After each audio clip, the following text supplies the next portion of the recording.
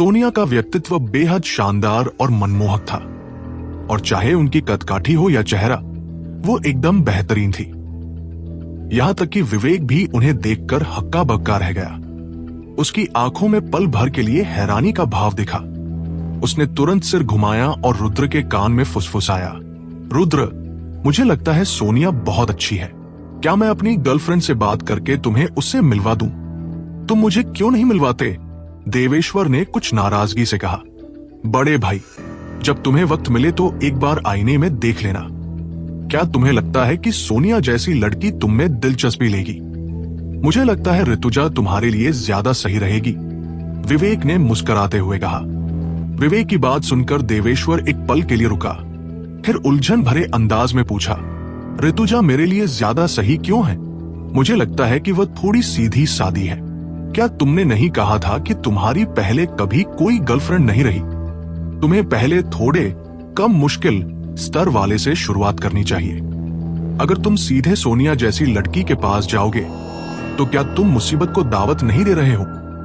विवेक ने बहुत ही गंभीरता से विश्लेषण किया। तुम्हारी बात में दम है, देवेश्वर ने विवेक को सहमति में सिर हिलाया। वैसे नारायण, तुम सिया को संभालो। मुझे लगता है तुम दोनों की जोड़ी अच्छी जमेगी, विवेक ने नारायण की तरफ मुड़कर कहा। नारायण को सच में सिया में दिलचस्पी थी, इसलिए उसने कोई ऐतराज नहीं किया। रुद्र, तुम सोनिया को संभालो। मुझे पता है कि वह आसान नहीं है, पर कोशिश करके देखो, विवेक ने रुद्र की तरफ देखकर मुस्कुराया। मैं तो पहले ही, रुद्र असल में विवेक को बताना चाहता था कि उसकी पहले से ही एक गर्लफ्रेंड है और उसे सोनिया में कोई दिलचस्पी नहीं थी। सोनिया का पहले से ही एक बॉयफ्रेंड है और वह एक बहुत ही रसूखदार बड़े बॉस का बेटा है। सुना है उसके बॉयफ्रेंड के परिवार का न्यू टाउन में बहुत दबदबा है।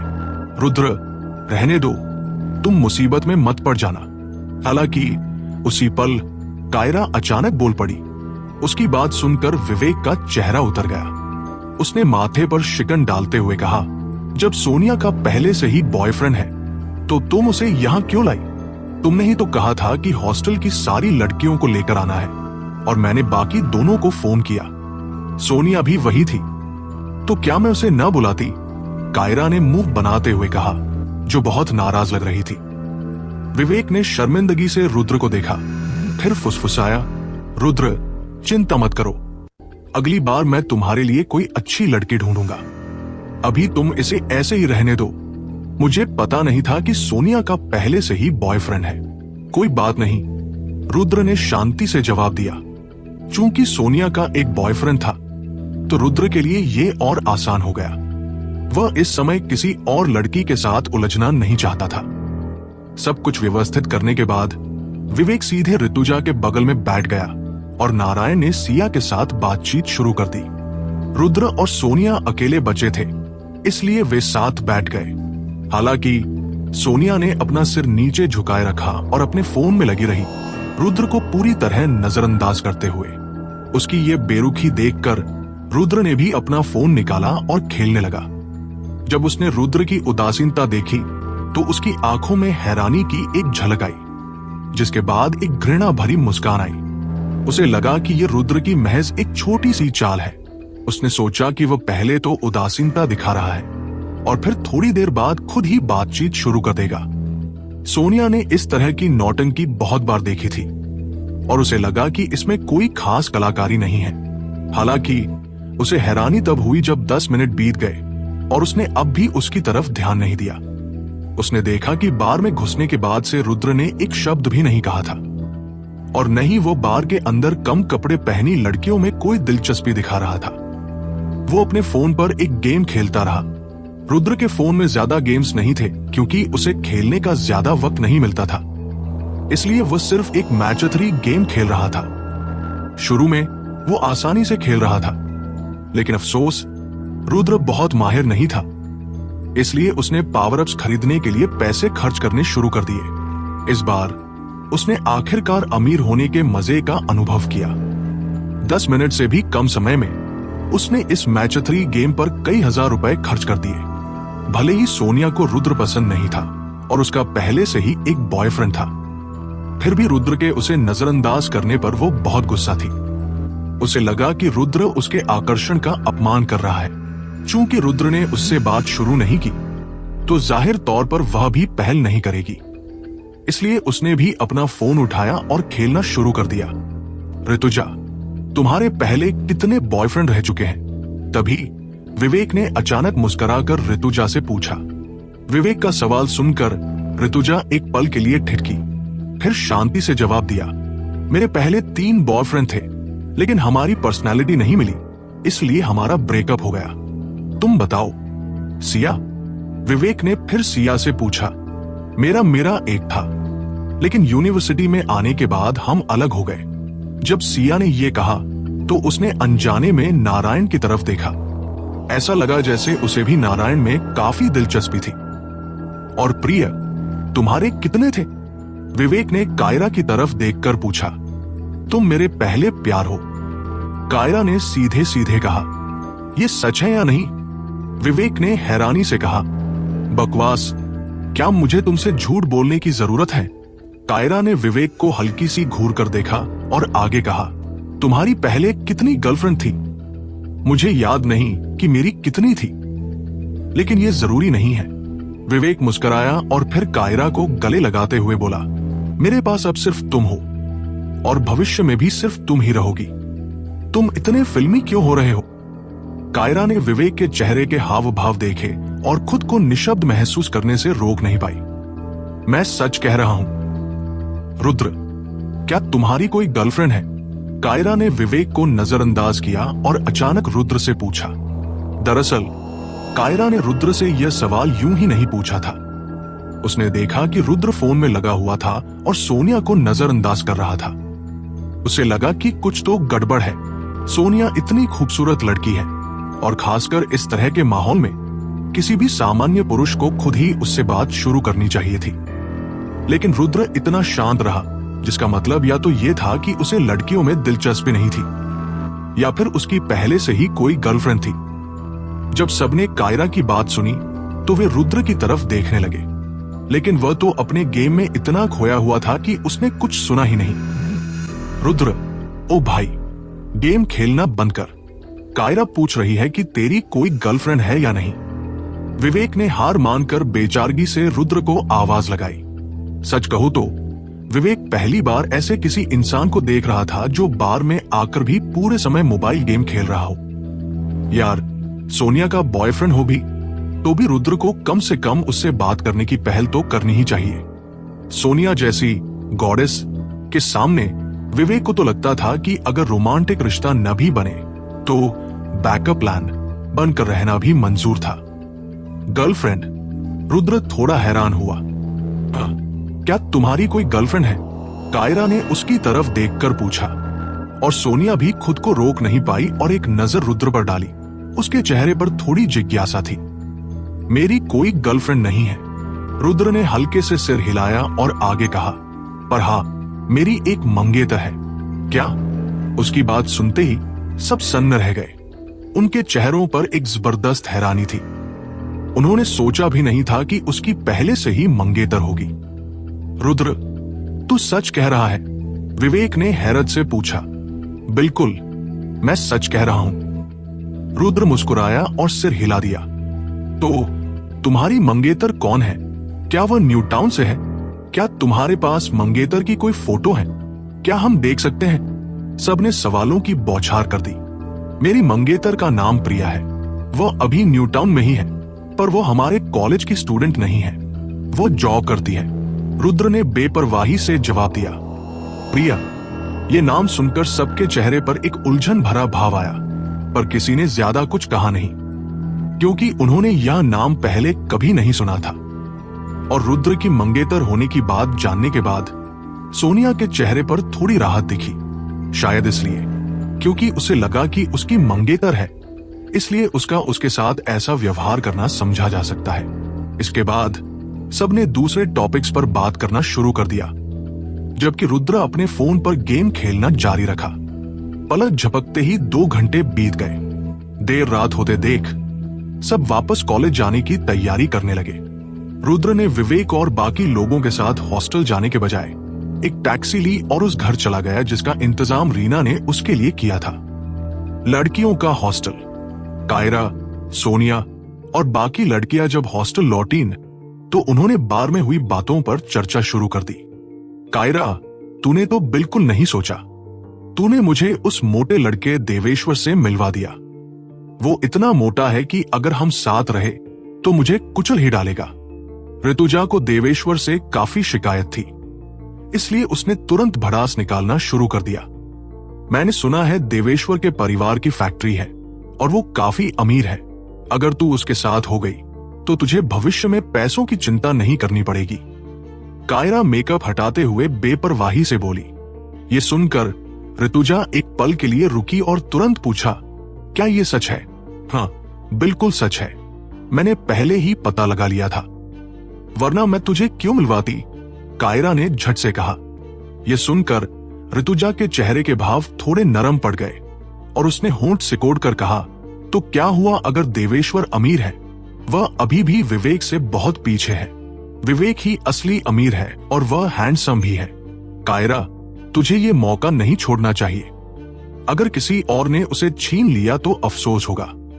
अगर वह मेरा है तो कहीं भाग नहीं पाएगा। अगर मेरा नहीं है तो भाग भी जाए तो कोई फर्क नहीं पड़ता। कायरा ने एक लापरवाह रवैया दिखाते हुए सिर घुमाया और सिया की तरफ देखकर फुसफुसाया, सिया, तुझे नारायण कैसा लगा? वो अच्छा है। हालांकि नारायण ज्यादा बात नहीं करता, पर वह ईमानदार और भरोसेमंद लगता है। सिया का नारायण के बारे में अच्छा ख्याल था और उसने हल्के से सिर हिलाया। ठीक है। कायरा मुस्कुराई और कुछ नहीं बोली। सच कहूं तो कायरा और ऋतुजा जैसी लड़कियों की नजरों में ईमानदार होने का क्या फायदा? ईमानदारी से पेट तो नहीं भरता। कायरा, ये रुद्र कौन है? तभी हमेशा शांत रहने वाली सोनिया ने अचानक पहल करते हुए कायरा से रुद्र के बारे में पूछा। सोनिया का सवाल सुनकर हॉस्टल की बाकी तीनों लड़कियां भौंचक्की रह गई। उनके चेहरों पर अविश्वास था, क्योंकि ये पहली बार था जब उन्होंने सोनिया को किसी लड़के के बारे में उत्सुकता से पूछते देखा था। रुद्र एक एक्सचेंज स्टूडेंट है। वो शायद मुंबई से है, पर उसके काम धंधे के बारे में मुझे पक्का नहीं पता। कायरा ने जवाब दिया। ओह। सोनिया ने हल्के से सिर हिलाया और आगे कुछ नहीं कहा। सोनिया, तू अचानक रुद्र के बारे में पूछने में इतनी दिलचस्पी क्यों ले रही है? थोड़ा हिचकिचाने के बाद कायरा ने सोनिया से फुसफुसाकर पूछा। कुछ नहीं, बस मुझे लगा कि वह थोड़ा अजीब है, इसलिए उत्सुकता हुई। सोनिया ने लापरवाही से जवाब दिया। अच्छा। कायरा ने सिर हिलाया और चुप्पी साध ली। Ring ring. तभी सोनिया का फोन अचानक बजा। सोनिया ने फोन पर नंबर देखा, फोन हाथ में लिया और बात करने के लिए हॉस्टल से बाहर चली गई। ऋतुजा ने उसे जाते देखा तो उसकी आंखों में हैरानी की एक झलक आई। फिर उसने कायरा से फुसफुसाया, आज सोनिया कुछ अलग लग रही है। हाँ, इतने समय से साथ है। पहली बार किसी लड़के के बारे में उसे उत्सुक होते देखा है। ऋतुजा की बात का मतलब समझते हुए कायरा ने तुरंत जवाब दिया। कायरा, कहीं उसे रुद्र पर क्रश तो नहीं हो गया? ऋतुजा ने झिझकते हुए कायरा से फुसफुसाकर पूछा। क्या बकवास कर रही है? कायरा ने तुरंत मना किया, फिर आगे कहा, मैं तुझे बता दूं, सोनिया का बॉयफ्रेंड बहुत बड़े बैकग्राउंड का है। ऐसा लगता है कि वह सरकारी अफसर बनने की राह पर है, जिसका भविष्य असीमित है। हालांकि रुद्र देखने में ठीक ठाक है, लेकिन ताकत और बैकग्राउंड के मामले में वो सोनिया के मौजूदा बॉयफ्रेंड के सामने कहीं नहीं ठहरता, चाहे कुछ भी हो जाए। हाँ, ये तो सच है। सोनिया कितनी भाग्यशाली है कि उसे इतना बढ़िया बॉयफ्रेंड मिला है, ऋतुजा ने जलन से कहा। दरअसल मेरा मानना है कि बॉयफ्रेंड चुनने के मामले में तुम्हें अपने दिल की सुननी चाहिए। सिया अचानक बोल पड़ी। सच्ची ताकत के सामने भावनाओं का क्या काम? ऋतुजा ने आह भरकर कहा। घर लौटते ही रुद्र ने तुरंत अपना फोन निकाला और रीना का नंबर डायल किया। मिस्टर रुद्र। रीना ने फोन तुरंत उठाया। मिस रीना, इतनी देर रात फोन करके मैंने आपको डिस्टर्ब तो नहीं किया? उसकी आवाज में थोड़ी थकान महसूस हुई तो रुद्र को अचानक ध्यान आया कि आधी रात हो चुकी है। उसने झट से पूछा। नहीं, बिल्कुल नहीं मिस्टर रुद्र, आपको कुछ जरूरी काम था। उसने खुद को संभाला और धीमी आवाज में पूछा। मैं बस ये जानना चाहता था कि रंजीव के मामले की जांच कहां तक पहुंची। उसने भी हल्की आवाज में जवाब दिया, मेरी तरफ से ज्यादा प्रगति नहीं हुई है। रीना ने थोड़ी शर्मिंदगी के साथ जवाब दिया, कोई बात नहीं, आप बस अपनी जांच जारी रखिए और मेरी वजह से अपनी नींद खराब मत कीजिए। रुद्र ने आसानी से कह दिया, ठीक है, उसने हाँ कहा और सीधे फोन रख दिया। तैयार हो जाइए। द वैम्पायर डायरीज के 9 सबसे रोमांचक दृश्य, उनकी खूबसूरती। उसने धीरे से फोन नीचे रखा। उसे इस नतीजे का अंदाजा पहले से था। आखिर रंजीव न्यूटाउन में सेठी का इंचार्ज था। उसका ओहदा लगभग नंदिनी जितना ही था। नंदिनी की जानकारी के बिना रुद्र के लिए रंजीव को ढूंढना बहुत मुश्किल था। उसकी कमजोरियां ढूंढना तो और भी दूर की बात थी। शुरू में रुद्र ने नंदिनी की मदद लेने की सोची थी, लेकिन उसने सीधे मना कर दिया था। उसका कहना था कि अगर वह रंजीव की जांच करेगी तो शायद उसे शक हो जाएगा। ऐसा हुआ तो उसे रुद्र के इरादे तो पता चलेंगे ही, साथ ही नंदिनी भी मुसीबत में फंस सकती थी। रुद्र को नंदिनी की बातों में दम लगा, इसलिए उसने ये विचार छोड़ दिया। अब वो केवल रीना पर ही भरोसा कर सकता था। हालांकि वो जानता था कि वह कम समय में रंजीव को धमका सकने वाले सबूत जमा नहीं कर पाएगी, मगर फिलहाल उसे और कोई काम नहीं था, इसलिए वह इंतजार कर सकता था। देखते ही देखते 1 हफ्ता गुजर गया। रंजीव की कोई खबर नहीं थी और प्रिया भी अभी तक देश नहीं लौटी थी। इस 1 हफ्ते के दौरान रुद्र ने अपना ज्यादातर समय न्यूटाउन यूनिवर्सिटी में बिताया। वो न्यूटाउन की जिंदगी में धीरे धीरे ढल रहा था। यह हफ्ता रुद्र के लिए आराम का एक दुर्लभ समय था।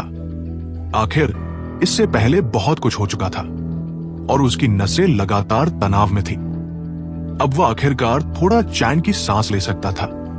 आखिरकार प्रिया का पता और उसके माता पिता की मौत के कारण दोनों मामलों में काफी प्रगति हुई थी। अब वो पहले की तरह परेशान नहीं था। बेशक उसने इस हफ्ते में मार्शल आर्ट्स का अभ्यास करना नहीं छोड़ा।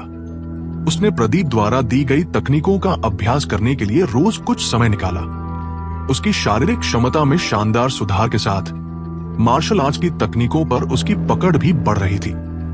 एक बार जब वह इन तकनीकों में पूरी तरह माहिर हो जाएगा तो वो प्रदीप के पास और चीजें सीखने जा सकता था। स्कूल में रुद्र की जिंदगी काफी शांतिपूर्ण रही। क्लास अटेंड करने के अलावा वो विवेक, देवेश्वर और बाकी दोस्तों के साथ घूमता फिरता था।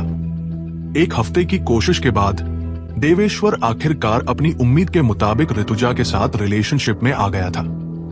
भले ही नारायण और सिया अभी आधिकारिक तौर पर साथ नहीं आए थे, लेकिन उनके संबंध बहुत गहरे हो गए थे। उस आखिरी बाधा को पार करने में अब बस समय की बात थी। तो रुद्र हाल के दिनों में काफी आराम में रहा है। क्लास के छात्रों की उसमें एक सामान्य छात्र के तौर पर ज्यादा दिलचस्पी नहीं थी।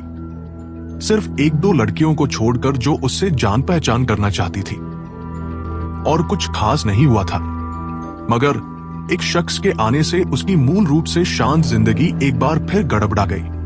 क्लासरूम के अंदर सुबह की पहली क्लास अंग्रेजी की थी, लेकिन क्लास के छात्रों को यह देखकर अजीब लगा कि जो अंग्रेजी टीचर आमतौर पर जल्दी आते थे वे इस बार देर से आए थे।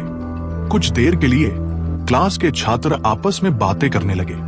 कुछ कह रहे थे कि अंग्रेजी टीचर बीमार है, तो कुछ कह रहे थे कि उन्होंने छुट्टी ले ली है। शैलेंद्र क्लास मॉनिटर था, इसलिए थोड़ी देर झिझकने के बाद उसने काउंसलर से पूछने का फैसला किया कि क्या हो रहा है। लेकिन इससे पहले कि वह क्लासरूम से बाहर निकलता, काउंसलर जल्दी से अंदर आए और क्लास के छात्रों से कहा, सुनिए, हमारी अंग्रेजी टीचर कुछ खास कारणों से अब हमें नहीं पढ़ा पाएंगी। अब से हमारी सभी अंग्रेजी क्लास मिस ईशा लेंगी। अंग्रेजी टीचर बदल रहे हैं, ये इतनी अचानक कैसे हो गया? हमें तो टीचर बदलने की कोई खबर नहीं मिली थी, है ना? क्लासरूम के छात्रों ने फुसफुसाना शुरू कर दिया। मिस ईशा, काउंसलर की बातें सुनकर रुद्र के चेहरे पर फौरन हैरानी के भाव आ गए और उसे अचानक एक बुरा एहसास हुआ। फिर हाई हील्स की आवाज फर्श पर सुनाई दी। परिचित कदमों की आवाज सुनकर रुद्र के दिल की धड़कन साफ तौर पर तेज हो गई। कुछ ही सेकंड बाद एक टाइट स्कर्ट और हाई हील्स पहने एक सेक्सी हसीना क्लासरूम में दाखिल हुई। हसीना ने काली टाइट स्कर्ट पहनी थी जिसके ऊपर सफेद शर्ट थी। उसकी भरी पूरी छाती बेहद लुभावनी लग रही थी और स्टॉकिंग्स में लिपटी उसकी टांगे हाई हील्स पर थी। उसके आकर्षक चेहरे पर हल्का मेकअप था, लेकिन इसके बावजूद वो अविश्वसनीय रूप से सेक्सी और मनमोहक लग रही थी। जब क्लास के छात्रों ने इस हसीना को देखा तो उनकी आंखें फौरन फटी रह गई। विवेक और देवेश्वर तो आंखें गड़ाए क्लासरूम के सामने देखते रहे। उनके भावों में अविश्वास भरा हुआ था। विवेक, मुझे चुटकी काट, मैं सपना देख रहा हूं, है ना? देवेश्वर ने विवेक की तरफ मुड़कर हकलाते हुए पूछा। पहले तू मुझे चुटकी काट। विवेक ने सीधे सामने देखते हुए जवाब दिया। हमारी क्लास की नई अंग्रेजी टीचर सच में एक खूबसूरत महिला है और ये इतनी सेक्सी है। देवेश्वर ने फुसफुसाया। हाँ, मैं जरूर सपना देख रहा हूं, विवेक ने जल्दी से कहा। यह है हमारी नई अंग्रेजी टीचर मिस ईशा।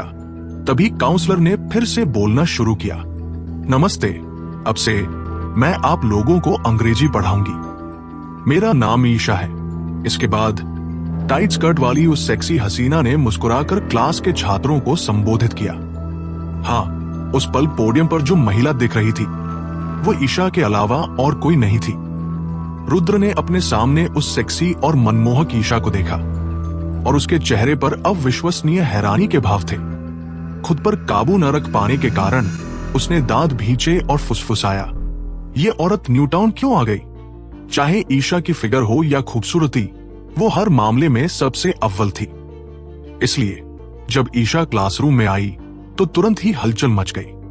क्लास के छात्रों ने आंखें फाड़ ली और पोडियम की तरफ घूरने लगे।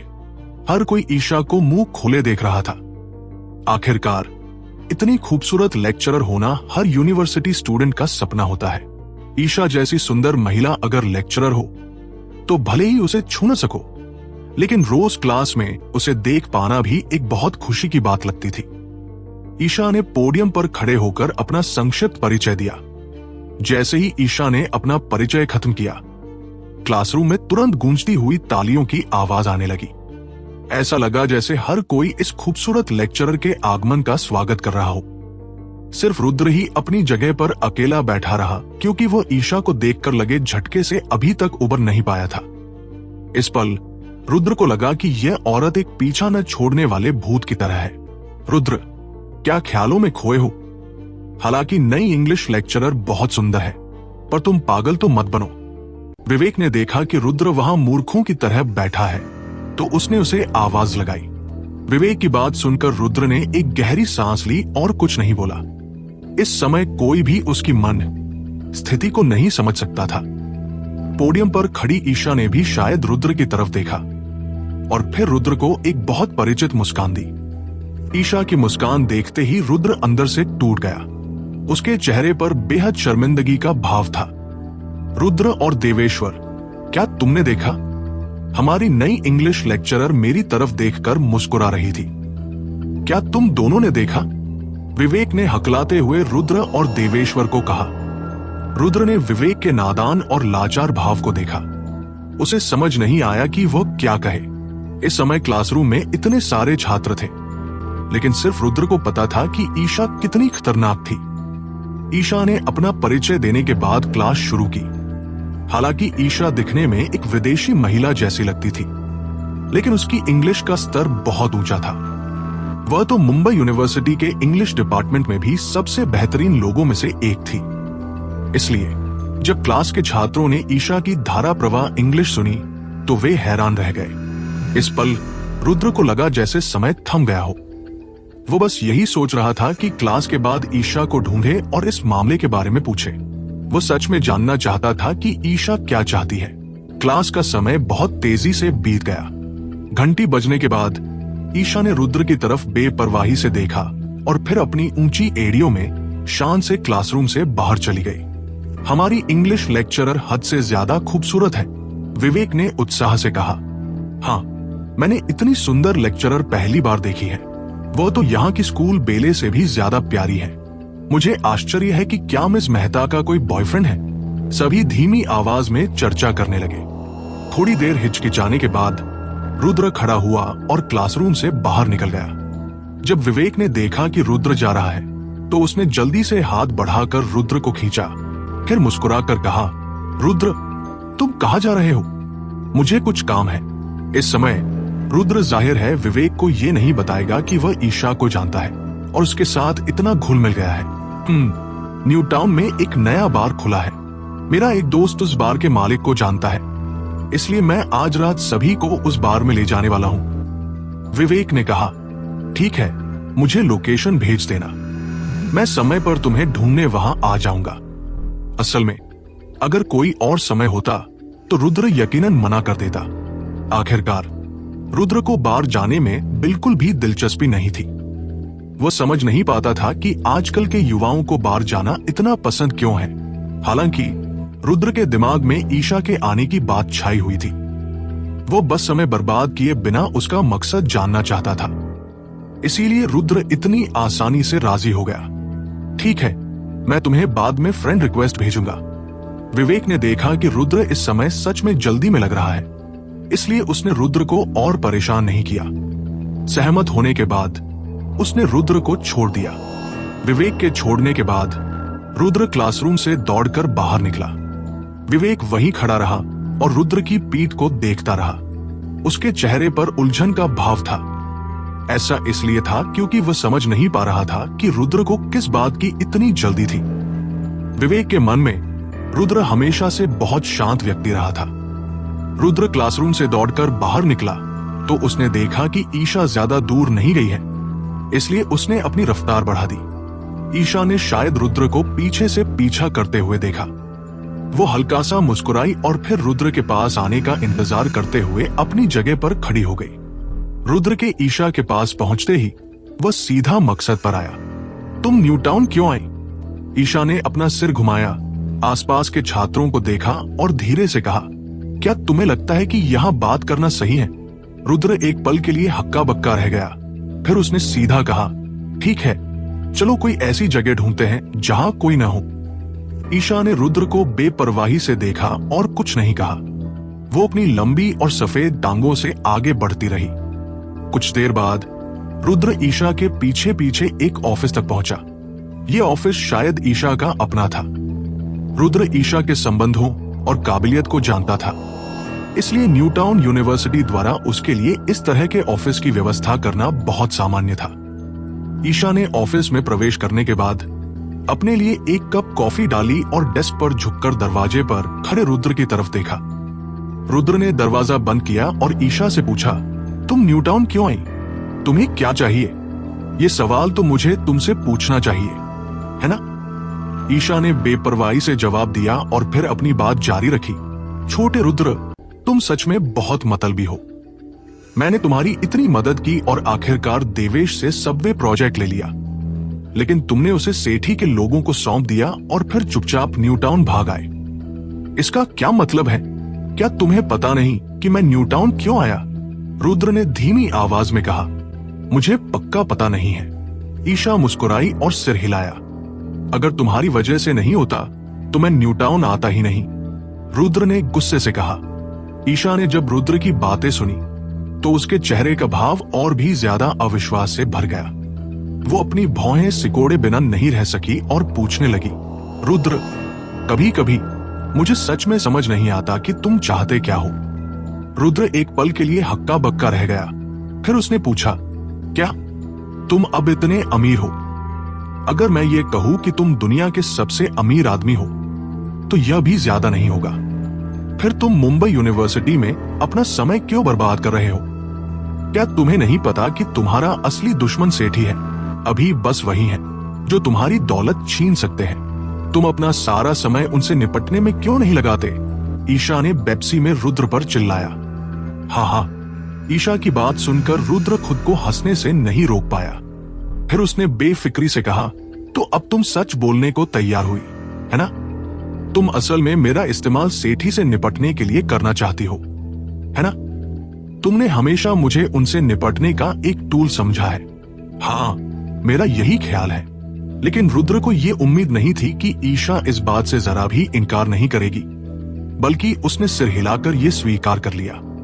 मैं तुम्हारा इस्तेमाल होने के लिए क्यों तैयार हूं?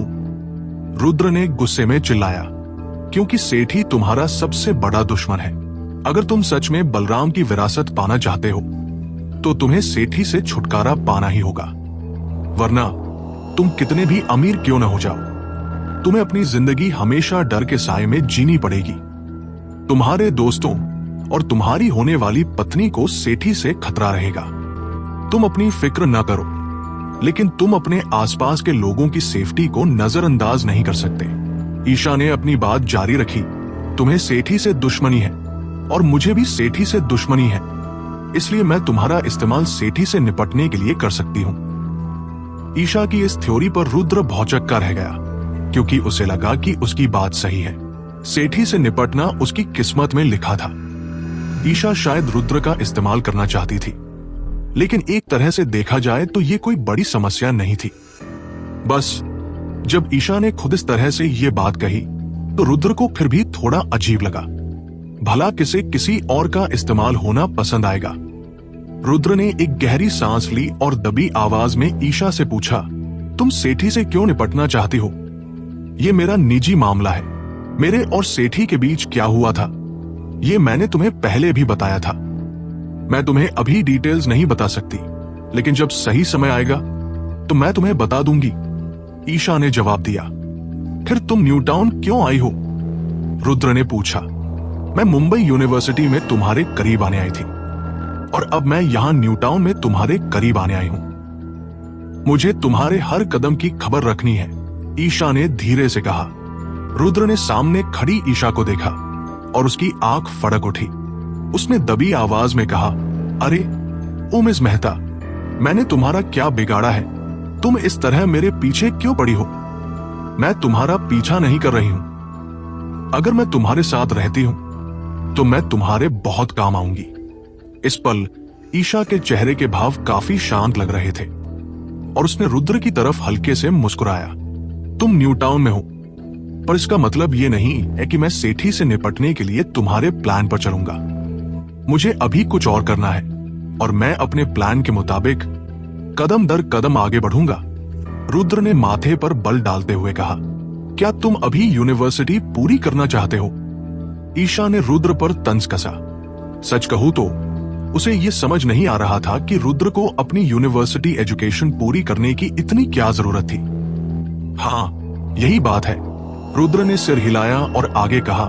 मैं मानता हूं कि तुमने जो पहले कहा था वो सही था। मेरे हाथों में जो पैसा है वो वाकई में मेरे 10 जन्मों के लिए काफी है, लेकिन ये पैसा असल में मेरा है ही नहीं। इसे बस कुछ समय के लिए मेरे पास रखा गया है। इसके अलावा मेरे पास अभी जो कुछ भी है वो भी ऐसा ही है। सेठी और सिंह फैमिली मुझसे ये सब छीनने के लिए हर मुमकिन कोशिश करेंगे। अगर भविष्य में मैंने सब कुछ खो दिया तो मुझे अपनी पिछली जिंदगी में लौटना पड़ेगा। उस समय मेरे पास कुछ नहीं होगा।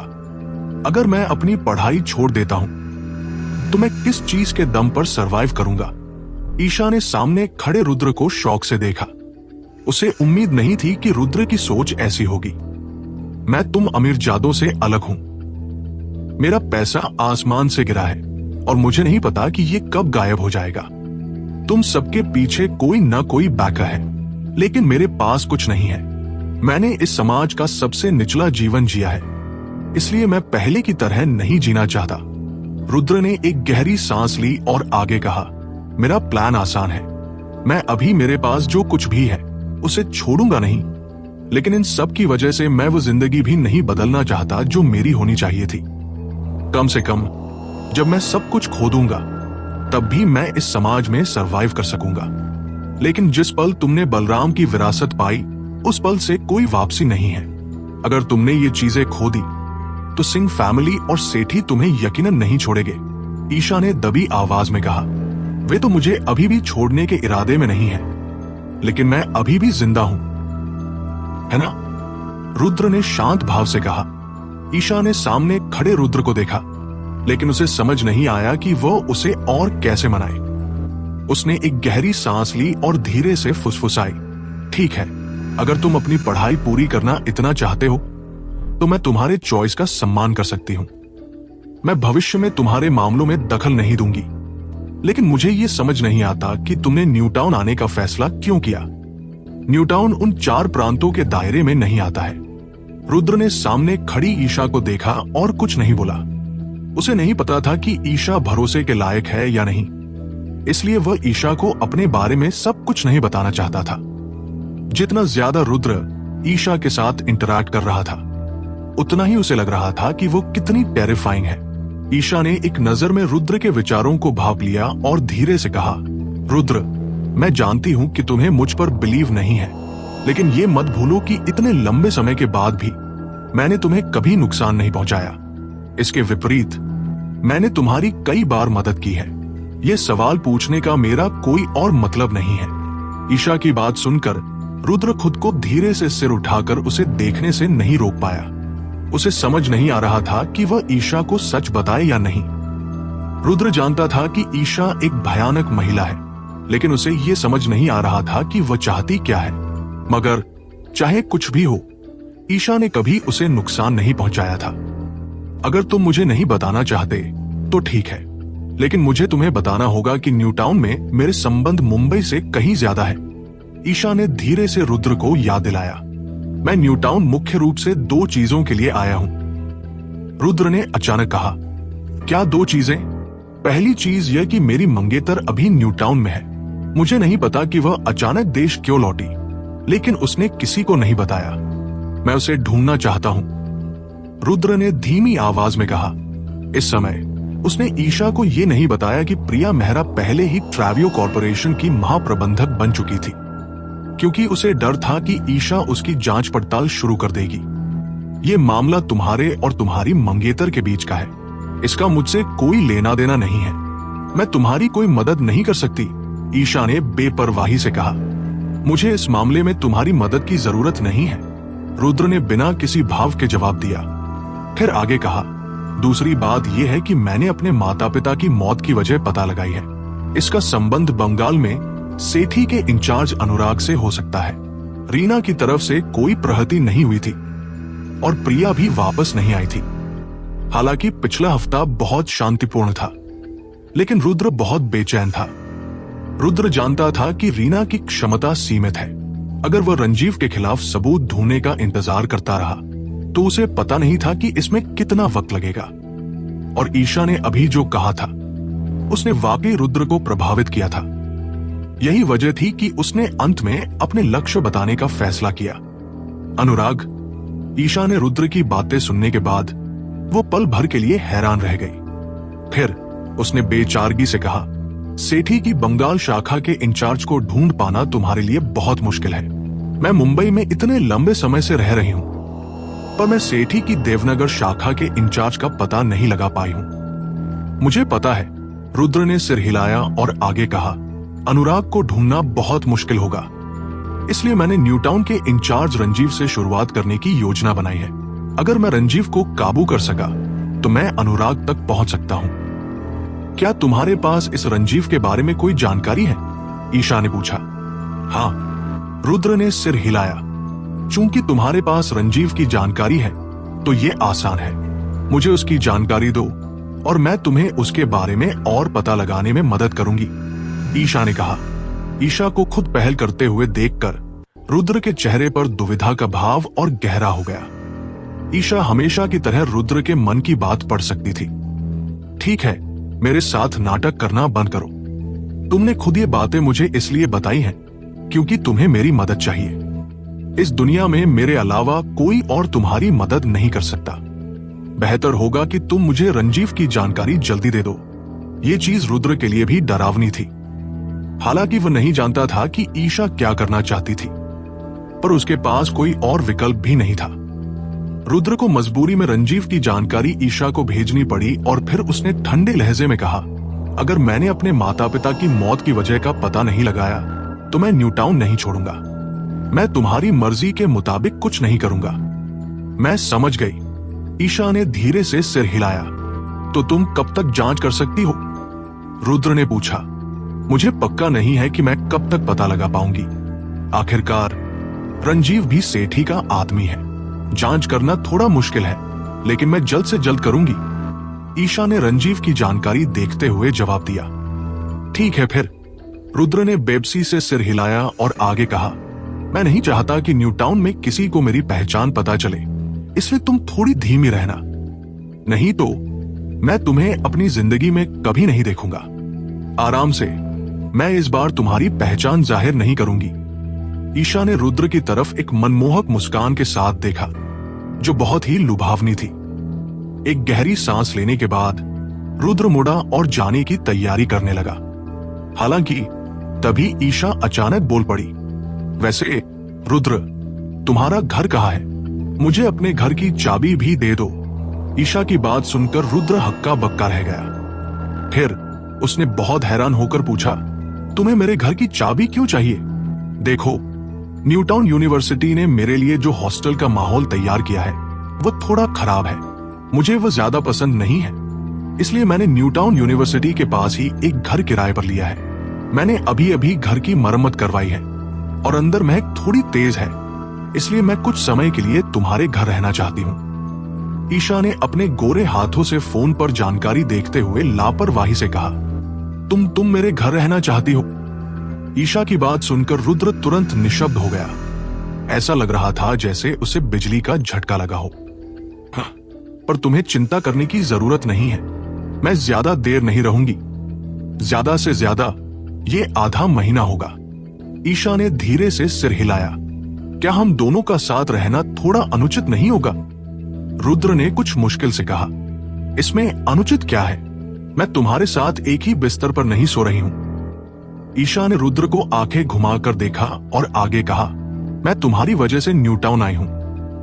अगर मैं इस समय तुम्हारे घर नहीं जाऊंगी तो कहां जाऊंगी? मैंने तुम्हें आने के लिए नहीं कहा था, है ना? रुद्र ने लगभग टूटते हुए चिल्लाकर कहा, रुद्र, तुम इतने बेरहम कैसे हो सकते हो? मैं अभी अभी न्यूटाउन पहुंची हूं और मैं तुम्हारी रंजीव की जांच में मदद भी करने जा रही हूं। ईशा ने गुस्से में चिल्लाया, मेरा मतलब वो नहीं था। क्या तुमने नहीं कहा था कि न्यूटाउन में तुम्हारे बहुत सारे संपर्क हैं? तुमने किसी और से मदद क्यों नहीं मांगी? मैं उन लोगों को जानती हूं। इसके अलावा मुझे इतनी छोटी सी बात के लिए दूसरों से मदद मांगना पसंद नहीं है, ईशा ने बेपरवाही से कहा। रुद्र को अब भी लगा कि ईशा के साथ रहना अजीब होगा, इसलिए उसने बिना सोचे समझे मना कर दिया। लेकिन तुम मेरे घर नहीं रह सकती, है ना? मैं तुम्हें एक होटल का कमरा बुक करने में मदद क्यों न करूं? तुम कुछ समय के लिए होटल में रह सकती हो।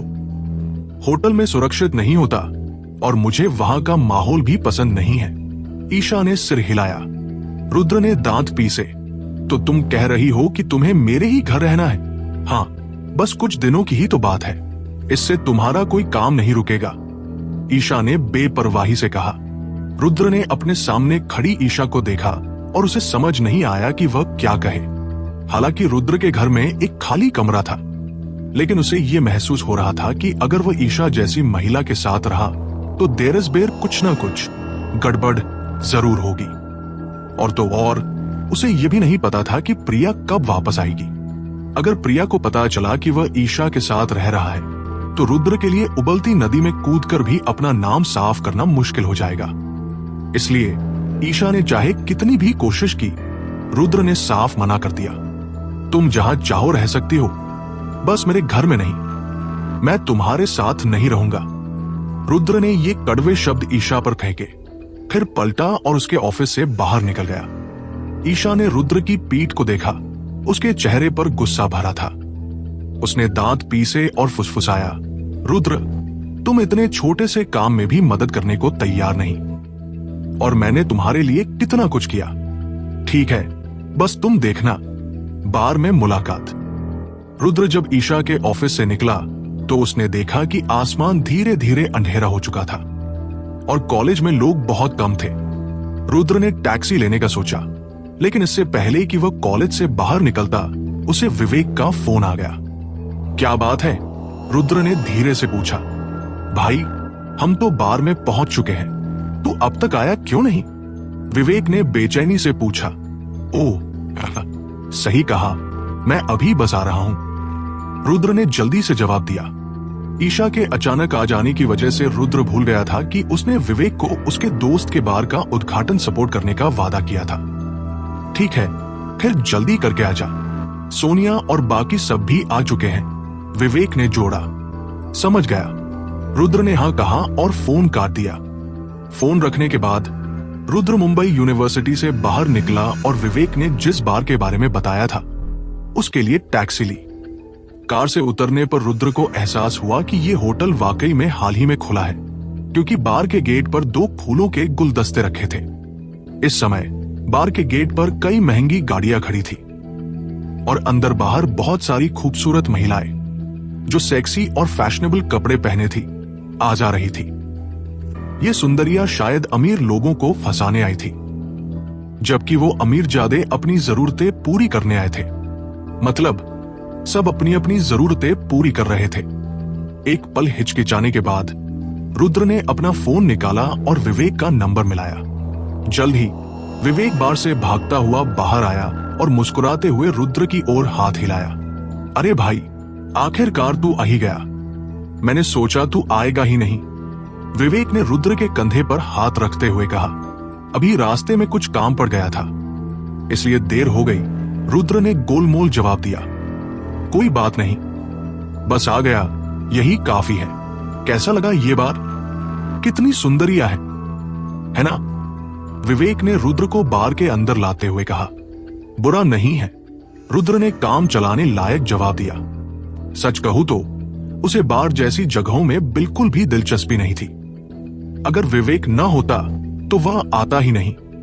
मैं तुझे बता दूं, यह बार किसी गैंगस्टर का लगता है। मेरा दोस्त इस बार का मैनेजर है।